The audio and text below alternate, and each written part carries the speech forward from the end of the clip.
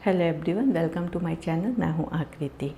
आपने अक्सर इस चीज़ को कहीं ना कहीं नोटिस किया होगा कि जब हम एक छोटे बच्चे को नहलाते हैं तो उसमें हम कोई ना कोई सोल्यूशन ऐड कर देते हैं। जैसे डिटॉल ऐड कर देंगे, सेवलॉन ऐड कर देंगे, और उसके पीछे हमारी सोच ये रहती है कि जो पानी हम बच्चों को नहलाने के लिए इस्तेमाल कर रहे हो वो बिल्कुल ही जर्म फ्री हो, बैक्टीरियल फ्री हो, उसमें कोई भी किसी भी तरह का इन्फेक्शन फैलाने वाले कोई भी बैक्टीरिया वायरस ना हो। ये एक अच्छी सोच है, पर दोस्तों कभी आपने इस चीज़ के बारे में सोचा है कि ये क्या बहुत ही ज़्यादा हमारे लिए यूज़फुल है?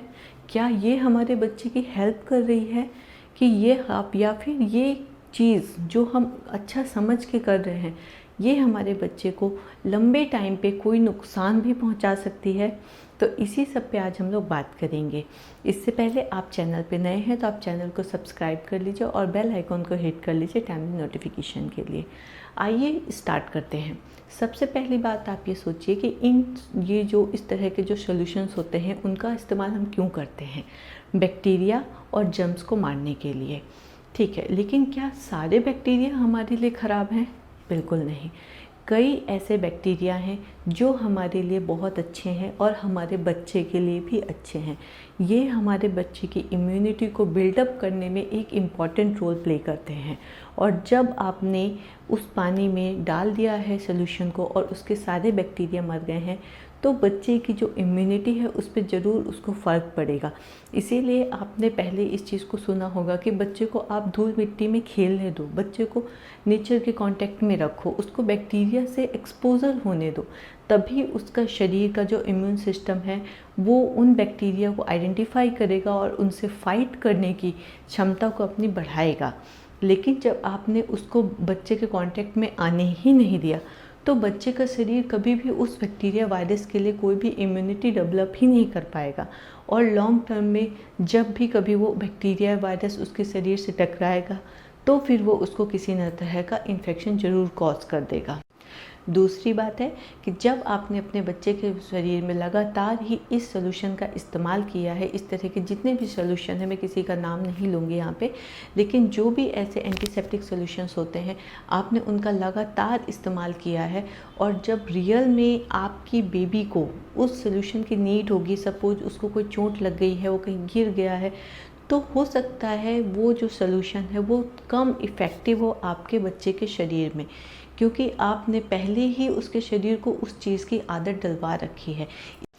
तीसरी चीज़ है जो पेरेंट्स आपको नोटिस करनी है कि आपने जो सोल्यूशन में डाल रखा, आपने जिस पानी में उसको डाल रखा है उस सोल्यूशन को, वो पानी बच्चे के आँख में भी जा सकता है, बच्चे उसको अंदर ले भी सकता है, क्योंकि आप उसको नहला रहे हो, थोड़ा बहुत पानी बच्चे के मुंह में चला ही जाता है, आप कितनी भी अच्छी तरह से बच्चे को नहलाइए। तो ये चीज़ बच्चे के लिए बहुत ज़्यादा हार्मफुल हो सकती है। अगर वो पानी जिसमें आपने कोई सोल्यूशन नहीं मिलाया हुआ है वो बच्चे की आँख में चला जाए, उसके मुंह में चला जाए, उसके कानों में चला जाए, तो ये बच्चे को हो सकता है किसी तरह का कोई इन्फेक्शन कॉज कर सकता है। इससे बच्चे को इरिटेशन हो सकता है, उसकी आँखों में जलन हो सकती है, रेडनेस हो सकती है। तो फ्रेंड, ये 3 ऐसी बातें थी जो आपको एज अ पेरेंट्स अपने बच्चे के नहलाते टाइम डिटॉल या फिर सो पेरेंट्स, ये कुछ ऐसी बातें थी जो आपको अपने बच्चे को नहलाते टाइम जो भी आप सोल्यूशन इस्तेमाल कर रहे हैं उसको इस्तेमाल करने से पहले आपको ज़रूर सोचना चाहिए। आप सोचिएगा और ख़ुद ही आप डिसीजन लीजिए कि क्या आपको अपने बच्चे के साथ ये सब चीज़ें करनी है कि नहीं।